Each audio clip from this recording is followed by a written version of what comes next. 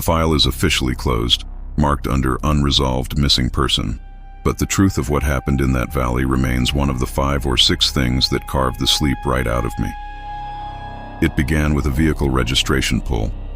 A 2019 sedan, plates registered to a Jessie Miller, age 32, address listed in Portland, Oregon. The vehicle was found abandoned on Route 373, right at the entrance to a forgotten county line, covered in thick red dust and tumbleweeds, engine cold for days. Miller was reported on a voluntary 2-week vacation, driving cross-country to see family. The initial search was routine, a lost traveler maybe, but the patrol unit's report raised the first flag. They had found the car, but there was no sign, no struggle, no footprints in the sand, no sign of forced entry. The gas tank was full. The only oddity was a crumpled, damp napkin found approximately 3 miles down the main road leading into the valley, and a single faded green road sign, half-eaten by the relentless sun.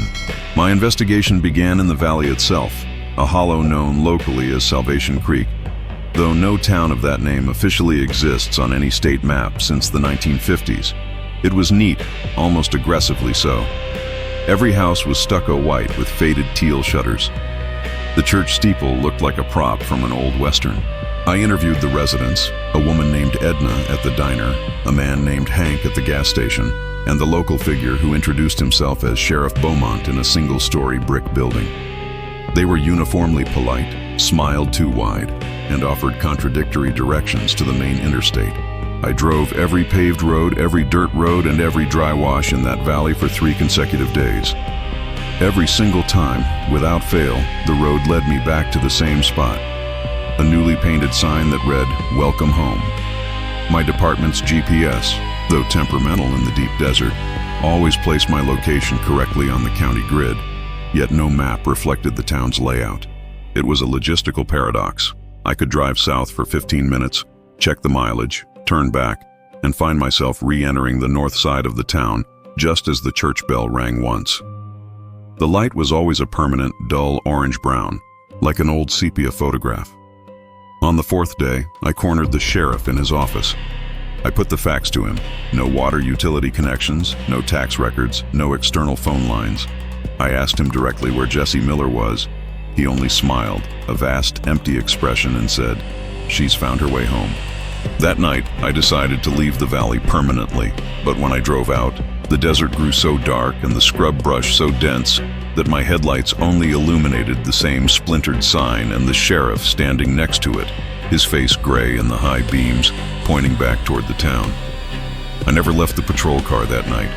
I slept in the front seat, the engine idling. When I woke, the town was subtly altered. The buildings were faded, washed out. The 2 children I'd seen riding bicycles were identical to the children in a 60-year-old photo in the sheriff's office. They were looping, trapped, their 13-year-old faces locked in time.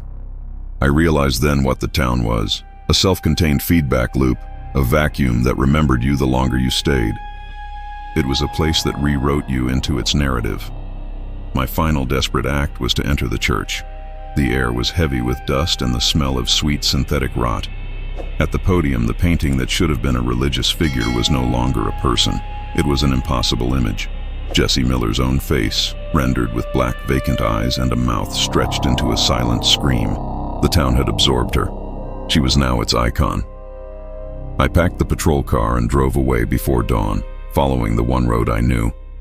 I drove for 4 hours straight until my tires hit the true asphalt of the state highway. I never filed a full report. The official record states the driver simply drove off the road and abandoned the vehicle. But I know this.